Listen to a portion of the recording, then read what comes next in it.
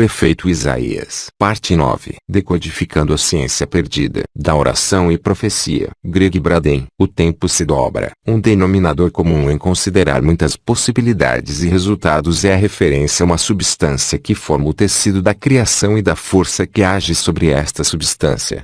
Se existem mundos paralelos de possibilidade, do que são feitos? O Prêmio Nobel de Física Max Planck chocou o mundo com suas referências às forças da natureza invisíveis. Ao aceitar o Prêmio Nobel por seu estudo do átomo, ele fez uma declaração importante, como uma pessoa que dedicou toda a sua vida à ciência mais perceptiva, o estudo da matéria. Tudo o que posso dizer sobre o resultado da minha pesquisa sobre átomos é o seguinte: a matéria não existe. Toda a matéria se origina e existe apenas em virtude de uma força que vibra as partículas de um átomo e mantém juntos o menor dos sistemas solares, átomo. Após esta força, devemos assumir a existência de uma mente consciente e inteligente. A mente é a matriz de toda a matéria. A força de Planck pode ser a chave para redirecionar os resultados postulados pela ciência e predito pelos antigos profetas. Talvez o laureado Nobel Richard Feynman tenha sido o único que melhor descreveu o potencial de prever o nosso futuro em sua citação, agora famosa: não sabemos como prever o que vai acontecer a qualquer momento. A única coisa que pode ser prevista é a probabilidade de que diferentes eventos vão acontecer. Só podemos prever as exceções. De acordo com esta forma de pensar, é claro que a ciência está investigando seriamente a relação entre as forças não físicas do cosmos e seu efeito sobre o nosso mundo físico. A forma como sintonizamos possíveis resultados através da nossa visão de vida. A partir desta perspectiva, qualquer condição que possa prejudicar nossa vida pode ser evitada, bastando sintonizar que o resultado e a paz já estão presentes, e todas as crianças, mulheres e homens não sofrerão mais. Agora somos convidados a escolher a qualidade do pensamento, sentimento e emoção que nos permitirá dobrar as ondas do tempo e trazer estas condições para o centro do nosso presente. E um dia os olhos de seu espírito se abrirão, e você saberá todas as coisas. Evangelho e Seno da Paz. 5. O efeito Isaías. O mistério da montanha. Nos textos bíblicos modernos, as primeiras visões do futuro são as descritas pelo profeta Isaías no Antigo Testamento.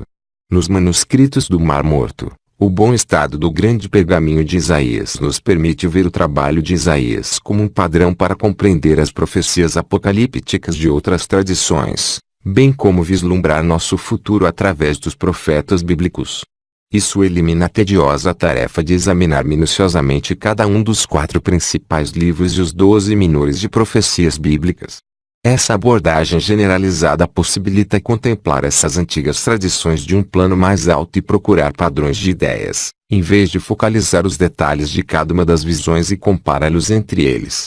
Quando fazemos isso, uma possibilidade interessante e talvez inesperada aparece. Nos capítulos precedentes, insinuamos que nas profecias de Isaías, havia um padrão de tempo de destruição, de mudanças catastróficas e uma perda quase incompreensível de humanos, seguida por um tempo de paz e cura. Os elementos de tal previsão estão claramente presentes. Uma parte específica de suas profecias, chamada de Apocalipse de Isaías, a dupla natureza das visões do profeta é ainda mais amplamente revelada. Ele descreve um tempo em seu futuro que a terra é poluída por causa de seus habitantes, porque eles quebraram as leis, violou o direito, quebrou a antiga aliança. Portanto, aqueles que habitam sobre ela são consumidos e poucos sobrevivem. Isaías 24, 5-6. Isaías continua a descrever um movimento violento da terra, bem como uma conduta incomum da lua e do sol. As fundações da terra devem tremer. A terra será quebrada completamente desmoronada. A terra será movida. A lua vai corar e o sol vai se envergonhar. Isaías 23. Após os momentos mais sombrios de sua visão do futuro da Terra, o Apocalipse de Isaías faz uma reviravolta inesperada e interessante. Isaías, de repente, com pouca indicação da mudança que vai ter lugar, começa a descrever um tempo muito diferente em sua visão do futuro, um tempo de felicidade, paz, vida. Na próxima parte de sua revelação, ainda considerada apocalíptica na natureza pelos estudiosos, ele descreve uma época em que uma nova terra e um novo céu são criados. Durante este tempo, As coisas passadas já não serão mais lembradas, mas haverá alegria e regozijo eterno. Você nunca vai ouvir vozes de choro ou gemidos. Isaías 65, 17 a 19. E essa sequência de eventos nos faz acreditar que os eventos felizes seguirão os trágicos. Só temos que preceder outro na ordem sugerida pelo texto. Porque as profecias de Edgar Cayce, de Nostradamus, dos anciãos indígenas e outros parecem tão contraditórias, às vezes, oferecendo uma mensagem com uma mistura de esperança e possibilidade, juntamente com visões aterrorizantes de morte, desintegração e destruições catastróficas para o mesmo período de tempo. É possível que estas visões antigas do nosso futuro ofereçam uma alternativa que confere tanto poder e é tão extraordinária que nem mesmo os profetas poderiam sequer perceber as implicações de suas próprias visões? Esta é precisamente a impressão de que a profecia de Daniel nos transmite em um dos últimos capítulos do Antigo Testamento. Depois de ter oferecido a ele um raro vislumbre de um futuro distante, parece que Daniel não compreendeu plenamente o que tinha sido mostrado. Sem um quadro de referência para as coisas que ele tinha testemunhado em seu futuro, como ele poderia entender isso? Quando ele já estava chegando no final de sua excursão de tempo, o guia que o levou para o futuro simplesmente sugeriu: mas você vai até o fim. Descanse, e no final dos dias você vai subir para desfrutar de sua herança. Daniel 12, 13. Quando Isaías compartilhou suas visões, ele estava prevendo eventos reais que iriam acontecer com segurança. Ou melhor, descrevendo revelações de uma possibilidade quântica com um significado tão inesperado que tem sido um mistério até o século XX. Quando contemplamos a descrição de Isaías do vasto número de futuros diferentes para o mesmo momento com os olhos de nossa nova física, percebemos que há uma correlação surpreendente com as descrições modernas dos resultados quânticos. Em tais discussões, as visões futuras de Isaías tornam-se ondas de possibilidades ao invés de resultados exatos. Além disso, a ciência quântica permite às pessoas que vivem atualmente a possibilidade de mudar os resultados catastróficos previstos para o nosso futuro. A chave é entender quando e como as oportunidades de mudança são apresentadas. O exemplo do capítulo 1, da oração em massa pela paz, na véspera de uma campanha aérea militar contra o Iraque, é um exemplo maravilhoso do que essas opções são. Para alguns observadores, a ordem para iniciar o ataque, seguida após alguns minutos pela ordem de abortar a missão, fez pouco sentido, mas da perspectiva do véu fino entre as possibilidades quânticas, os eventos daquele dia eram perfeitamente coerentes. Naquela tarde, milhares de pessoas, em pelo menos 35 países nos 6 continentes, tinham concordado em aderir a uma vigília de paz maciça que ecoou em todo o mundo. Coordenada através da internet e da World Wide Web, a oração foi seguida por famílias, organizações e comunidades como uma voz de paz que transcendeu os limites políticos dos governos e das nações. A vigília não foi um protesto contra o bombardeio do Iraque ou de alguma política, governo ou situação de qualquer parte do mundo. Foi uma chamada de milhares de corações e mentes para respeitar a sacralidade da vida, que se tornou uma opção única e unificada para ecoar uma mensagem simples: a paz em todos os mundos e nações para toda a vida. Em questão de horas, o curso de eventos de raiva havia mudado.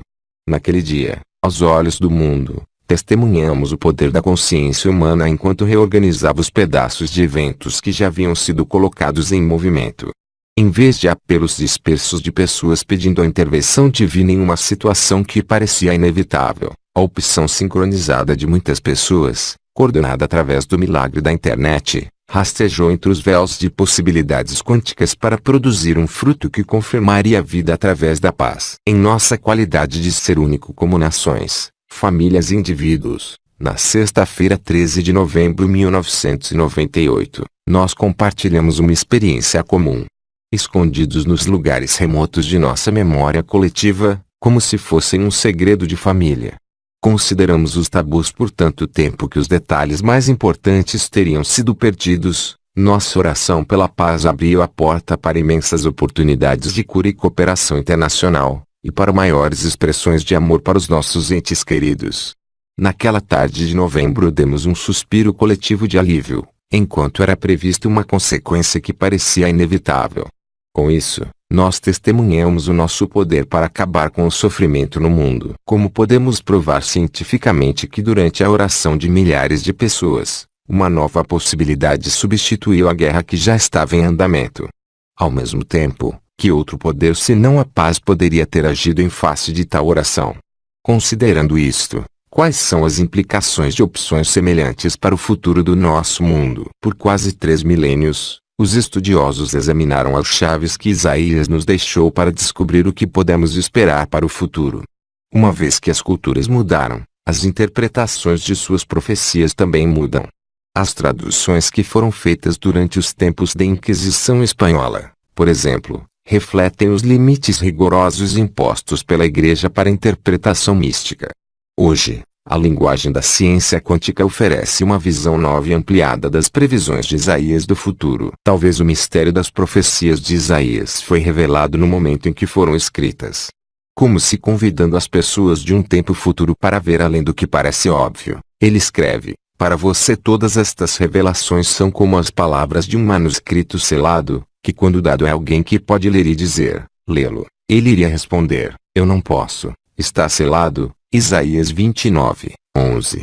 Nesta passagem curiosa, um dos poucos desse tipo, Isaías faz uma observação sutil sobre a atitude das gerações próximas no futuro quanto à sua visão do tempo.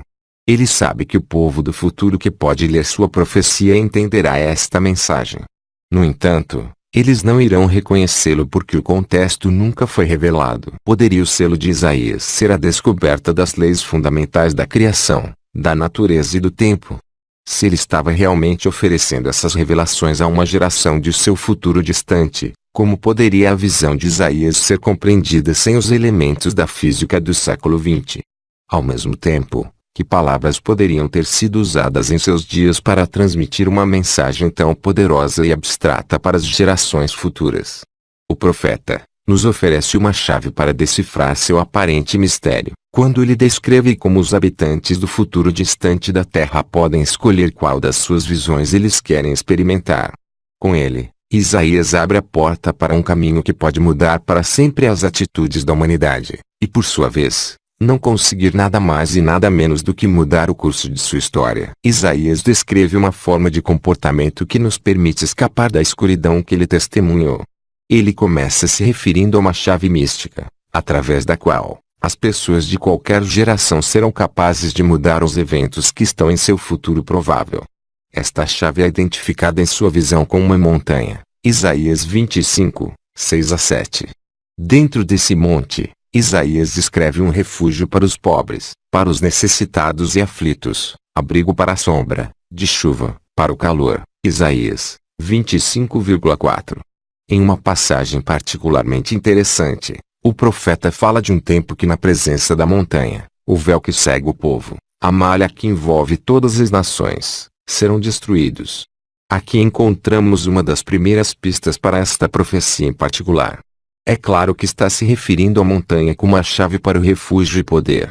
Exatamente o que é o monte da profecia que Isaías descreve. Alguns pesquisadores acreditam que se refere a um lugar físico, para um centro de poder e santuário para os afortunados para descobri-lo. Outros sugerem que o monte de Isaías era algum tipo de código, um ajuste de tempo para garantir que sua mensagem só seria revelada quando eles entenderem os princípios para empregar esta sabedoria. Embora ambas as teorias podem ser viáveis, talvez o mistério da profecia pode ser explicado de uma forma mais simples. A identificação do monte de Isaías poderia ser um exemplo maravilhoso de como o passar do tempo e a evolução das culturas distorceram o contexto original a tal ponto que a mensagem original foi perdida, ou pelo menos escondeu-se no processo. Frequentemente, nas referências modernas aos textos bíblicos antigos há palavras específicas marcadas com uma nota de rodapé indicando que pode haver diferentes usos, interpretações ou significados para eles. Este é o caso do monte de Isaías. Além da possibilidade de que ambos os tradutores bem como a linguagem induzia ao erro, neste momento ainda há um outro fator que disfarça o significado original, o uso de metáforas e símbolos. Os estudiosos dizem que durante o tempo em que a Bíblia foi escrita, a palavra monte era geralmente simbólica e foi usada para representar a Jerusalém celestial. Isaías 25, 6. O que seria mais do que um lugar físico, neste caso, a cidade de Jerusalém. As notas de rodapé claramente indicam que a palavra é usada em um sentido metafórico. No entanto, o sentido de uma cidade celestial permanece um tanto confusa, até que a pesquisa revele uma pista adicional. Nossa Bíblia atual é o produto das traduções anteriores do hebraico. Se nos referirmos a esta frase com as palavras precisas em sua língua original, descobriremos um inesperado, mas não surpreendente, significado. Em hebraico, a palavra para Jerusalém é Jerusalém. Aqui a definição torna-se muito clara, significa a visão da paz. O misterioso significado da mensagem de Isaías é finalmente revelado. O Monte de Isaías não é um lugar físico, mas uma referência ao poder da paz. Com esse esclarecimento, podemos ler sua profecia como: a visão da paz oferece refúgio para os pobres, os necessitados aflitos, abrigo para a chuva, para a sombra e para o calor. Na presença da visão da paz, o véu que cega o povo, a malha que envolve todas as nações, será destruída. Esta nova compreensão da profecia de Isaías oferece uma visão renovada do poder que esta velha mensagem encerra. Quando Isaías viu alguns momentos-chave do nosso futuro, ele testemunhou duas possibilidades muito diferentes, a de um tempo de cura e de um período de destruição. Como faríamos hoje, o grande profeta descreveu sua visão com as únicas palavras que ele sabia, e nos advertiu de uma possibilidade em nosso futuro com base em um certo curso de eventos. Ao mesmo tempo, advertiu aqueles que leem suas profecias para reconsiderar as decisões que tomaram em suas vidas e, em fazê-lo, evitariam o sofrimento que tinha testemunhado como um futuro possível. O efeito Isaías. É claro que nós entramos em uma nova era de compreensão das ciências internas da oração, da profecia, e dos agentes da mudança que Isaías e outros reconheceram em seus escritos. Enganosamente simples, as profecias de Isaías nos lembram de duas coisas. Primeiro, através da ciência da profecia, podemos vislumbrar as consequências futuras do que fazemos no presente. Em segundo lugar, nós representamos o poder coletivo para escolher o futuro que queremos experimentar. Respeitando os outros em nossas vidas diárias, seremos capazes de encaixar as experiências que trará o futuro que desejamos. Este é o efeito Isaías, a expressão de uma ciência antiga que afirma que podemos mudar o resultado do nosso futuro através das decisões que tomamos no presente. Agora, a física quântica nos dá a linguagem que dá significado a esta sofisticada tecnologia em nossas vidas. Com isso, fortalecemos nossas famílias, comunidades e entes queridos com a mensagem simples e efetiva de respeitar a vida em nosso mundo. Se escolhermos a paz em nossa vida, garantimos a sobrevivência de nossa espécie e o futuro da única casa que conhecemos, a Terra. Já testemunhamos o poder do efeito de Isaías. Sabemos que funciona. Agora, a questão é, como colocamos em prática este princípio quântico de escolha em nossa vida cotidiana como uma família global? Quando a oração e a meditação são usadas, em vez de depender de novas invenções que criam mais desequilíbrio, então, a humanidade irá encontrar o verdadeiro caminho. Robert Boissiere. Meditações com os Hopi. 6. Encontro com o Abade. Os essenos no Tibete. Em meus estudos das tradições esotéricas do Peru, do Tibete, do Egito, da Terra Santa e do Sudoeste da América do Norte, destaco um tema que é fascinante e curioso ao mesmo tempo. As profecias de cada uma dessas culturas parecem maleáveis, como a argila terna, afetuosa, nas mãos de um escultor. Como a forma final da argila de um escultor é determinada pelo gosto e o movimento do artista, ao tema dessas tradições antigas, isso implica que somos nós que estamos moldando o futuro e o destino final da humanidade em cada momento de nossas vidas. Curiosamente, eu descobri algumas das mais claras referências a essas tradições em documentos do Oriente Médio, especificamente nos rolos de Qumran na região do Mar Morto. Referências falam de uma linhagem de sabedoria tão antigas que já era antiga nos tempos do Egito clássico, mais de 3.000 anos atrás. Eu sempre pensei que se houvesse tal informação, qual seria o melhor lugar para mantê-los do que nos retiros espirituais remotos de uma terra onde a tecnologia moderna ainda não chegou? Seria em um lugar onde as tradições perdidas do Oeste há muito tempo podem ainda ser preservadas na forma dos rituais diários de seus habitantes. Isolado do mundo exterior para 1980, Os mosteiros do Planalto tibetano pareciam fornecer apenas esse ambiente. No mês de abril de 1998, tive o privilégio de organizar uma peregrinação às altas montanhas do Tibete em busca de tais tradições. Ironicamente, não foi até que eu voltei de viagem que minha suspeita foi confirmada por escrito. Depois de alguns dias de ter chegado em casa nos Estados Unidos, recebi um manuscrito dos Nazireus, uma seita dos antigos essênios, que havia sido traduzido recentemente. Este texto dizia que recipientes de informação, como cápsulas do tempo antigo, tinham sido estrategicamente escondidos pelos essênios durante o século I, a fim de preservar sua sabedoria para gerações futuras. Entre os lugares que foram claramente mencionados como depositários de tais textos, foram os mosteiros remotos e conventos de monges e freiras tibetanas. Com a ajuda de um perito em culturas asiáticas que conheci na Inglaterra há 4 anos, o nosso grupo foi habilmente impulsionado pela paisagem tibetana para mergulhar em aldeias isoladas, mosteiros escondidos há centenas de anos e templos antigos. Durante 21 dias fomos imersos na presença do povo tibetano, no halo sagrado que envolve suas vidas e na magnificência abrupta de sua terra. Atravessamos rios rasos em jangadas de madeira, percorridos caminhos desgastados e experimentamos a euforia da montanha a mais de 5.000 metros acima do nível do mar. Por 2/3 da caminhada, tivemos que deixar a segurança do nosso treinador e mudamos para um caminhão de frutas que nos aguardava do outro lado de um deslizamento de cerca de 4 andares de altura. Quase 1/3 da viagem passou pela área montanhosa do Planalto, pelas aldeias remotas, conventos e mosteiros onde raramente se viam pessoas de fora da Ásia, onde as pessoas vivem como centenas de anos atrás, respeitando as tradições de seus antepassados. Toda vez que nós entrávamos no pátio ou em um complexo do templo, era como se tivéssemos penetrado em uma imagem congelada séculos atrás das tradições tibetanas. Cada passo de nossa viagem, fomos recebidos com uma recepção calorosa que excedeu todo o imaginável nos arredores da estranha beleza que permeava esta desolação. O objetivo da nossa peregrinação foi testemunhar, experimentar e fornecer provas de exemplos vivos de uma tecnologia interna que eu suspeito que se perdeu no Ocidente há quase 2.000 anos. Hoje conhecemos fragmentos desta ciência chamada tecnologia interna da oração. Abençoado pelo abade, um raio de luz pairava em algum lugar bem acima do chão do templo. Este raio único tinha uma curiosa qualidade tridimensional, como se eu pudesse cercá-lo com as minhas mãos e subir a sua fonte. O feixe de cortar com precisão o ar frio e úmido, denso pela fumaça das inúmeras lâmpadas de banho e incenso. Virei a cabeça para ver de onde veio a luz. Eu segui o feixe do ponto onde eu contatei o solo escorregadiço e oleoso à sua fonte, e eu pude ver uma abertura bonita sobre nossas cabeças. Através de uma pequena janela quadrada, pude eu vislumbrar o céu tibetano de uma cor azul intensa. Exceto pela pequena lanterna que eu tinha tirado da minha mochila, esta era a única luz da manhã que iluminava o labirinto de corredores intricados e sem saída.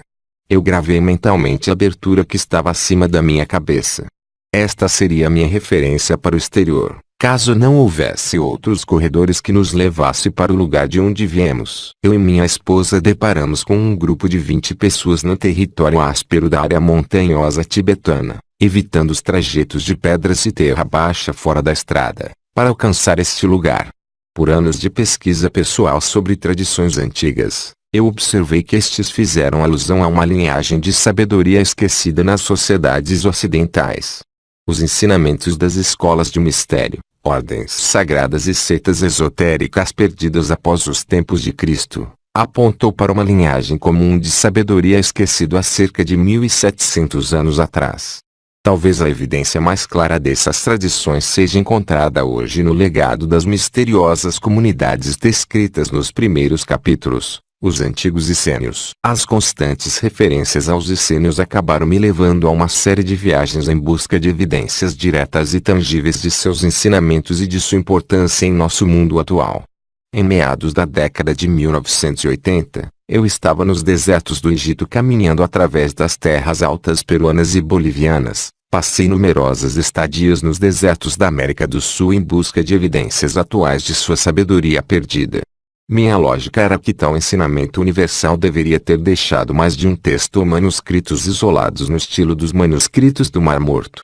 Tão significativo quanto os manuscritos antigos podem ser, a evidência real será encontrada na história, nos ensinamentos e nas tradições das próprias pessoas. Talvez as possibilidades sejam tão óbvias, que nos últimos tempos eles foram descuidados. Em vez de especular sobre os textos de mais de 2000 anos de antiguidade e sobre o que eles podem estar referenciando, na tradução a presença dos povos indígenas que vivem a sabedoria perdida, foram capazes de testemunhar suas práticas hoje.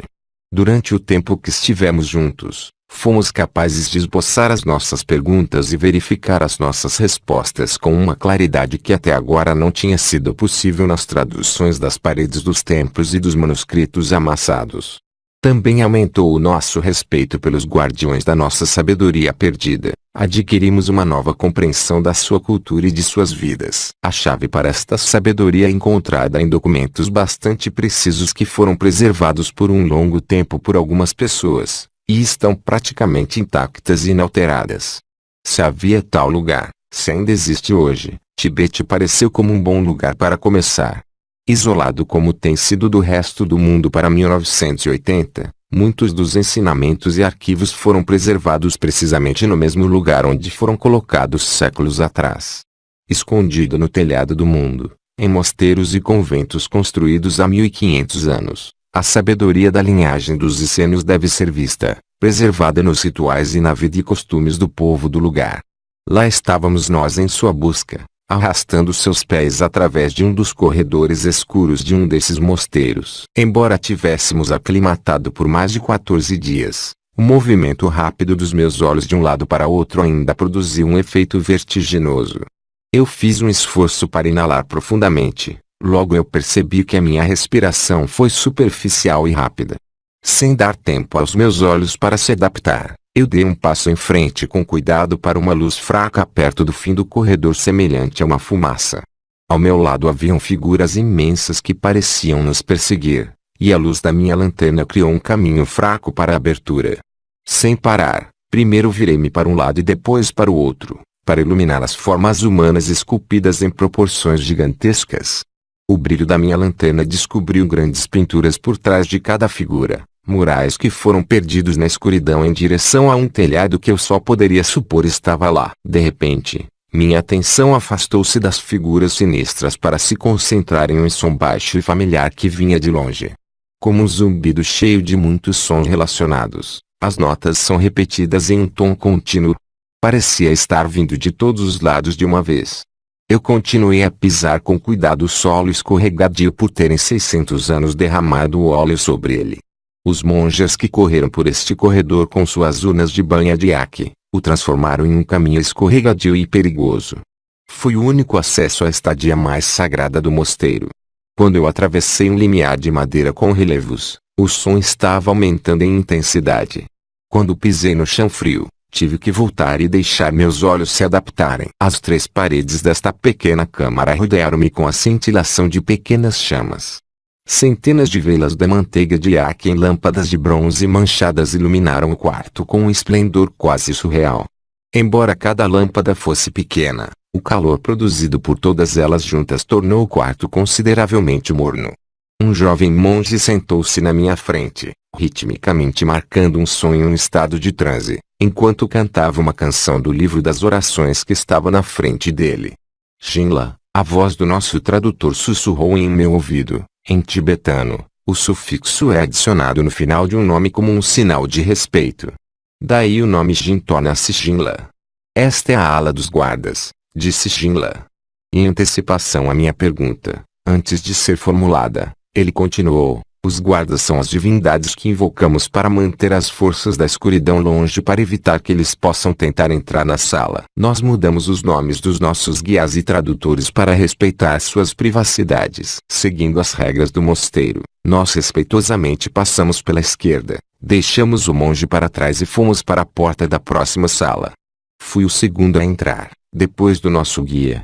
A sala tinha pouco mais do que o tamanho de um pequeno cubo. O espaço parecia ser ainda mais reduzido por um feixe de reforços que estavam bem no meio da sala. Olhando para o pálido reflexo de cerca de meia dúzia de velas, foi a razão para ter viajado metade do mundo, viajar em 2 continentes, atravessar 10 fusos horários e se deparar com um dos mais rarificados ar da Terra. Sentado com as pernas habilmente colocadas em almofadas grossas de lã sob seus hábitos, era o abade do mosteiro, o guia espiritual antigo desta seita de monges. Senti-me muito honrado por ter a oportunidade de ter alguns momentos preciosos na presença deste homem. Para minha surpresa, esses primeiros momentos seriam o começo de uma audiência que duraria quase 1 hora. As formalidades foram as primeiras. Todos nós estávamos com chale, manta branca de lã ou seda usada como adorno ou agasalho, para oferecer em sinal de respeito. Tínhamos sido instruídos a dobrar cuidadosamente o chale, que é chamado bata, levá-lo ao abade e entregá-lo. Depois de receber o seu presente, o abade poderia aceitar o chale como presente ou devolvê-lo abençoado. Eu me lembro quando alguém perguntou, o que este homem vai fazer com 24 chales em seu quarto minúsculo? Jinla foi o primeiro a oferecer seu manto, e com isso ele nos ensinou como fazê-lo. Ele se ajoelhou ao nível do homem frágil olhando sentado em almofadas. Inclinando sua cabeça, este tibetano apresentou seu chale em um sinal de respeito com as mãos abertas e olhando para cima. O abade aceitou, colocou em seu pescoço e abençoou. Em seguida, devolveu para Jinla colocá-lo em torno do pescoço, enquanto Jinla ainda estava inclinado diante dele. Eu era o próximo. Quando me aproximei do abade, de repente senti uma extraordinária sensação de eternidade, aquele sentimento que acontece num momento em que o mundo parece ir em câmera lenta. Muito lentamente eu me inclinei com respeito, eu apresentei o meu manto e esperei o abade me devolver. Parecia que muitos segundos tinham se passado, mais tempo do que deveria ter durado o ritual. Em um ato de curiosidade, eu levantei minha cabeça apenas no momento em que o abade estava inclinado para mim. Ele ergueu os braços para colocar meu chale em torno de seu pescoço, gentilmente segurou minha cabeça em suas mãos e tocou sua testa com a minha. No momento eu senti uma afinidade com este homem que eu tinha visto pela primeira vez apenas alguns minutos atrás. A afinidade de repente transformou-se em confiança. Eu olhei para cima e ousei olhá-lo diretamente nos olhos. O que eu sei é que esses segundos eram eternos. Ciente de que ele tinha violado o hábito de manter a cabeça curvada durante a cerimônia de oferenda, eu não tinha certeza de como meu olhar seria recebido. O desconforto foi muito breve. O abade demonstrou seu domínio substituindo a insegurança do momento com graça e facilidade. Com o seu gesto de abertura, eu sabia que o meu tempo para a cerimônia tinha terminado. Eu também sabia que algo havia aberto uma oportunidade para explorar as memórias deste homem e a experiência de seus ensinamentos. Então foi a vez da próxima pessoa. Continua.